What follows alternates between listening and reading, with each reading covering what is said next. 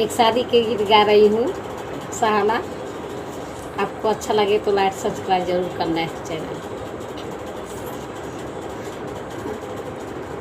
बैठी जगावेली बेटी की मैया, बैठी जगावेली बेटी के मैया। उठू बेटी भैल बिनुसा, चिड़ैया बोले लगी। उठू बेटी भैल बिनुसा, चिड़ैया बोले लगी।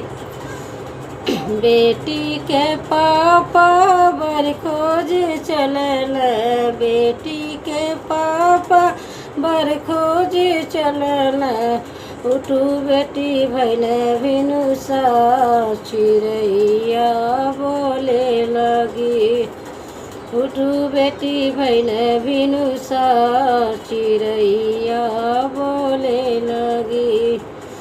बैठी जगावेली बेटी की चाची, बैठी जगावेली बेटी की चाची। उठू बेटी भैल बिनुसा, चिड़ैया बोले लगी। उठू बेटी भैल बिनुसा, चिड़ैया बोले लगी। बन्नी के चाचा बर ढूढ़े चलल, बन्नी के चाचा बर ढूढ़े चलल।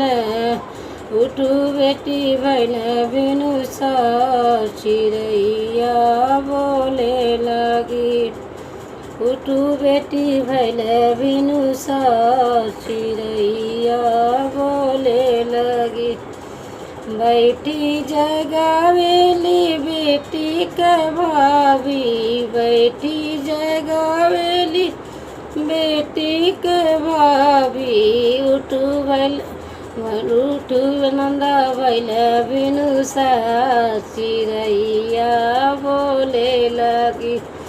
उठू नंदा भैल बिनुसा, चिड़ैया बोले लगी।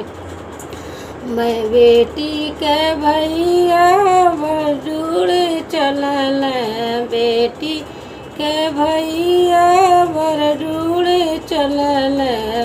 उठू बहना भैल बिनुसा, चिड़ैया बोले लगी। उठू बहना भैल बिनुसा, चिड़ैया बोले लगी। बन्नी के बुआ बैठी जगावे, बन्नी के बुआ बैठी जगावे। उठू बेटी भैल बिनुसा, चिड़ैया बोले लगी। उठू बेटी भैल बिनुसा, चिड़ैया बोले